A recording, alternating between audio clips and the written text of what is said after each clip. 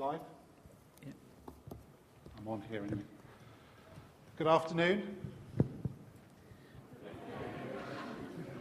Can we have a Heidi Hi moment, please? It will make me feel much more comfortable.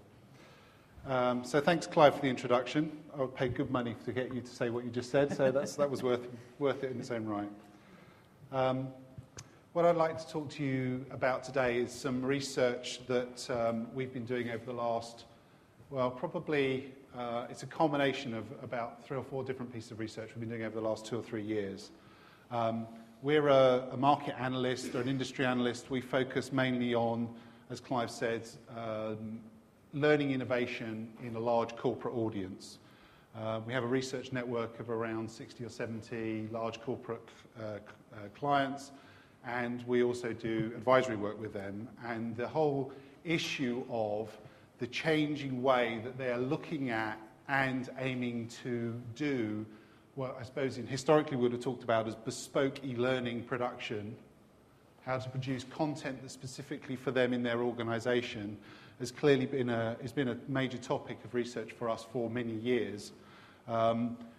Increasingly, that's changed to be around how they outsourced or insourced it, what tools they were using, and what we've seen over the last 12, 18 months, magnified by, if you like, recent economic conditions, is a significant, really, shift in both mindset and also some of the decisions that those organisations are making towards how they are looking to build that content going forward. So what I want to do today is to talk you through the first part of that research process. Barry, who's going to talk a bit later on around the tool side of this, has been involved in that research, and one of the things that we've done today, and I'll mention at the back, is we've just published the first of 3 summary papers, which are available from our website. So if you're interested in what I've got to say, please download those. As I said, really what we've seen over the course of the last 12, 18 months is what we would kind of describe as a seismic shift. Rather than just, if you like, experimentation, what we've started to see within the corporates is really quite not just a growing appetite, but actually them changing the way that they're doing things, changing the types of tools that they're buying, in some cases taking on staff that maybe 5, 6, 7 years ago they got rid of, not necessarily the same people, in some cases the same people, and also changing the way that they look at the vendors and what they want to buy from the vendors in terms of custom content production. Clearly that trend has been magnified by what's gone on economically over the last 12, 18 months. In 2 ways. One very positive, which is for a lot of projects, a lot of problems that people are trying to solve, e-learning for them is almost the only economic way they could deliver it. You know, no travel budget, big focus on reduction in face-to-face training spend, particularly discretionary spend, has meant that they've had to look at alternative ways of doing it. So number one is the amount of e-learning that often is being developed within companies has increased quite markedly. Number 2 is they have less budget in overall terms to do it. So even though the demand and the scale has potentially increased, the overall budget that they have, in particular if you have a central e-learning team and that had a central budget for content production, a lot of those budgets have been decimated, is probably a good word, and the budget shift has gone back into the business to project-led activity. But so the overall spend, there's a lot more pressure around, but at the same time they wanted more activity. Couple that with, effectively, over probably, if we went back maybe 6, 7, 8 years ago, when we first started doing the research, there was often quite a diversified approaches that organisations took.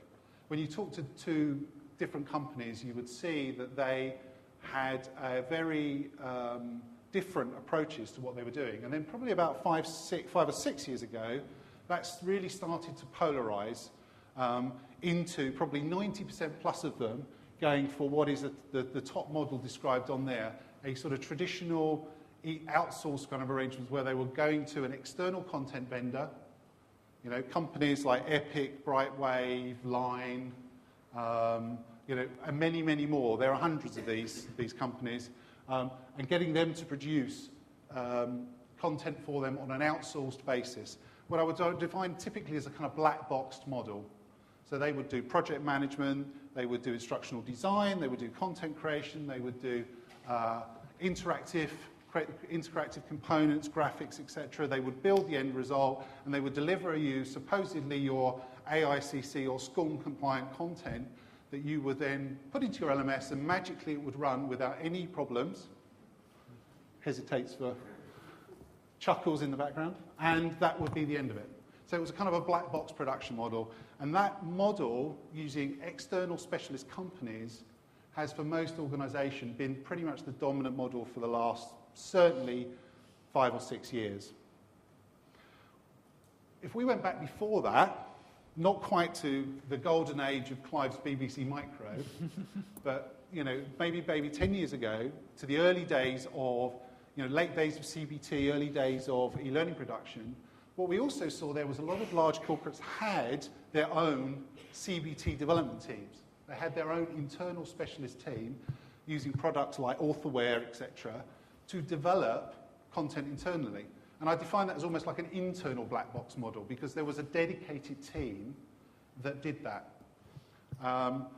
Again, it was specialist team, it was dedicated headcount, and what happened with that over the last 10 years is most of those have disappeared.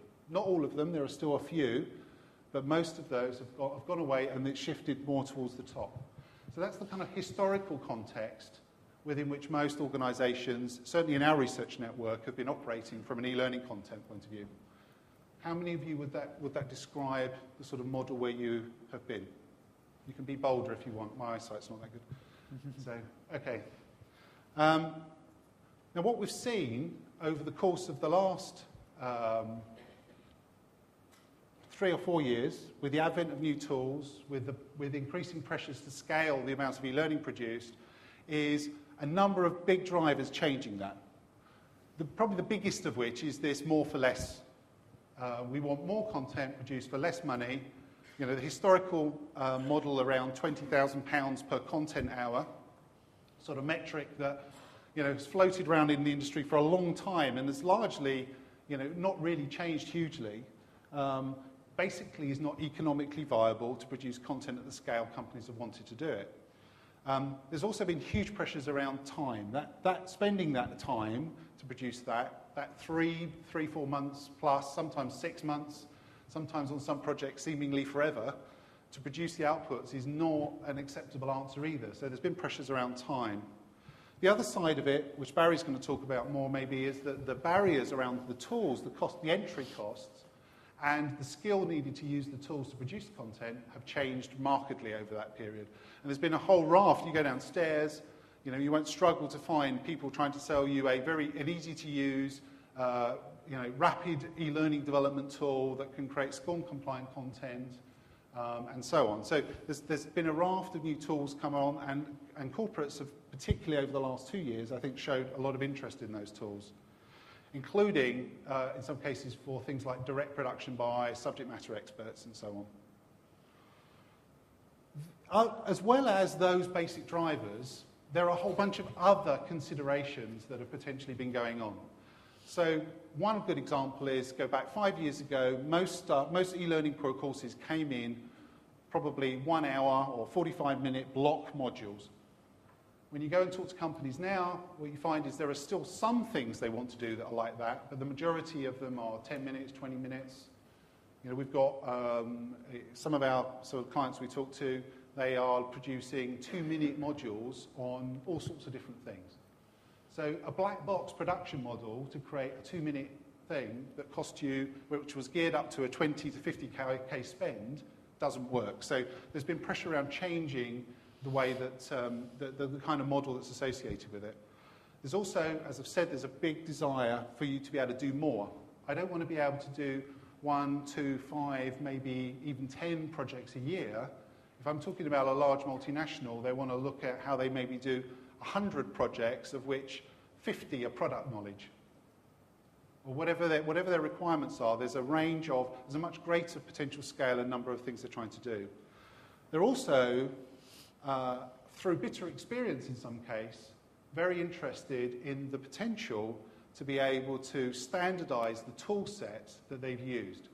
One of the issues with this traditional outsource model was that every vendor used their own platform. Typically, most of them had developed their own tool sets in order to create the content. So from a customer perspective, what that meant was you had to go back to them if you want to maintain or change the content.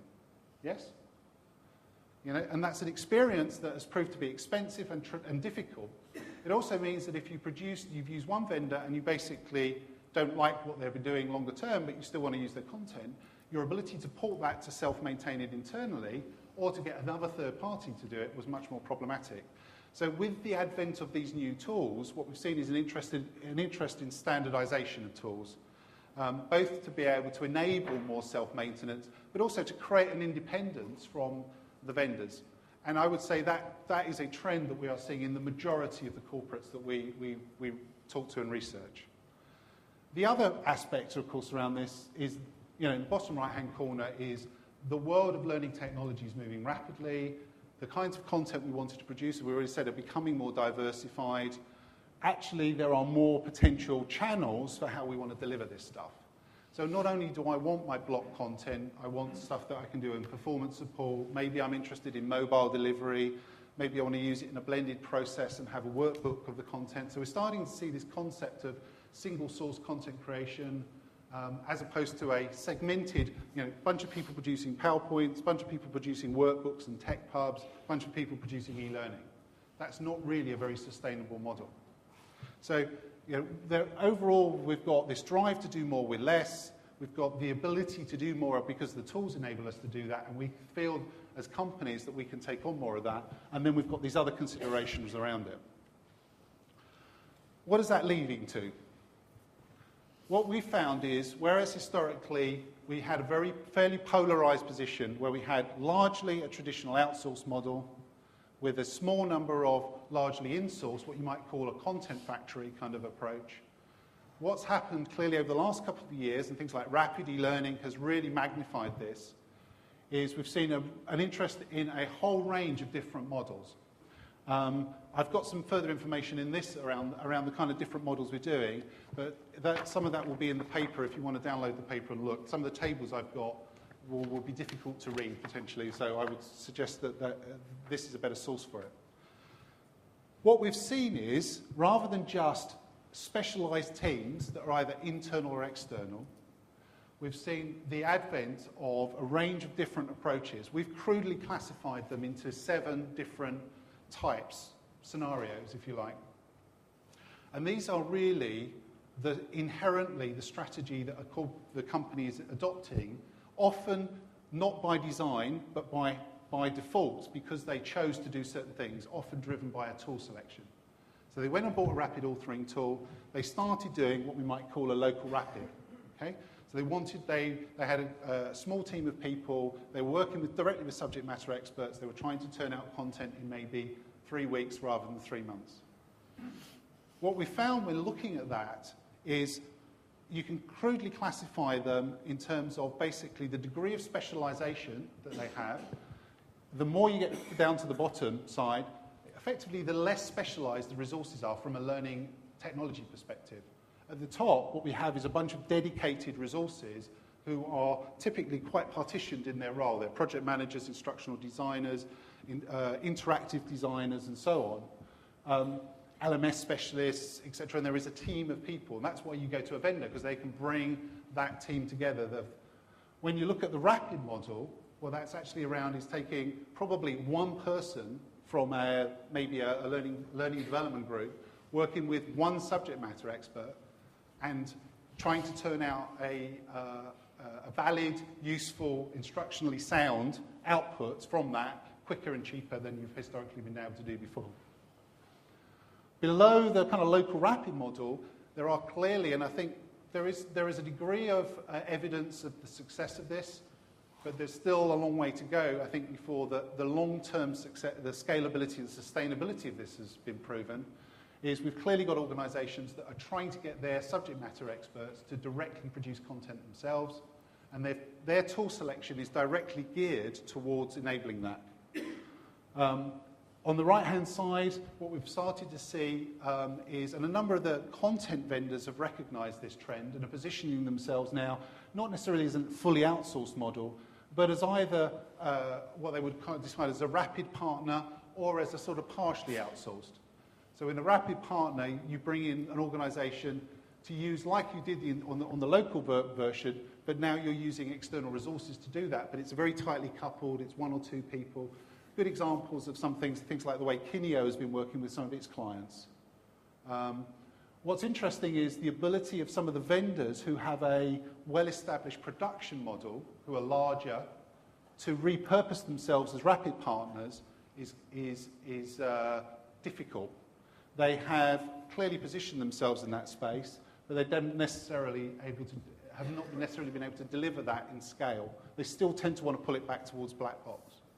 So what we've got is a diversification of production model, of strategy, and ultimately, even if your entry point to thinking about this has come from we want to use an internal tool, one of the things that we would strongly recommend that you consider, and it's come through again and again on our research, is that tool aligns with what? What is the strategy you are adopting from a content authoring perspective in order to be able to deliver this on a sustainable basis?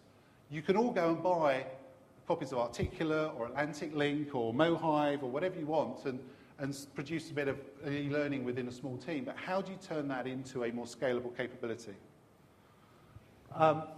That's the table I said you won't be able to read. When you look at those different models, it has clear implications for the resources, the tools, and the process you're doing. There's some of the initial information in the paper that talks about those in more detail. At an underlying level, what you have is effectively, we think, four main things. You need to determine, at least if it's only on an 80-20 basis, what your answers are to. So there's a bunch of stuff around strategy, how that strategy aligns with what your content model is going forward, your capacity, the scale at which you want to operate, and so on. There's clearly things around process. So the process clearly for those different, Content Factory, Rapid Partner, etc., are very different. So there are very big implications for the process. Has clear implications for your resources, both in terms of your internal resources, the skills you need, the partners you want, the contractors that you want to maybe have available, and clearly it has implications for tools. The challenge is for most organisations, the entry point for that was tools. They looked at tools and viewed the tool as a silver bullet. It is not a silver bullet. What it is a route potentially to a tactical success and a strategic nightmare. So what you need to think about is the way in which the whole picture comes together. We think the landscape has changed significantly. There is a lot more diversity again in the way that large corporates are approaching content development. They're all typically trying to do more of it. They're all trying to fit into those drivers we talked about before. But overall, unless they have a clear alignment between the strategy and those tools, then they are probably going to fail.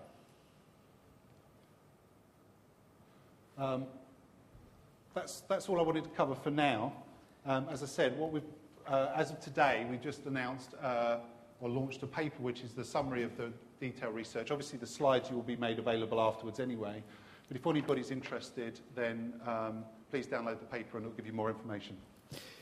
Thank you very much, David.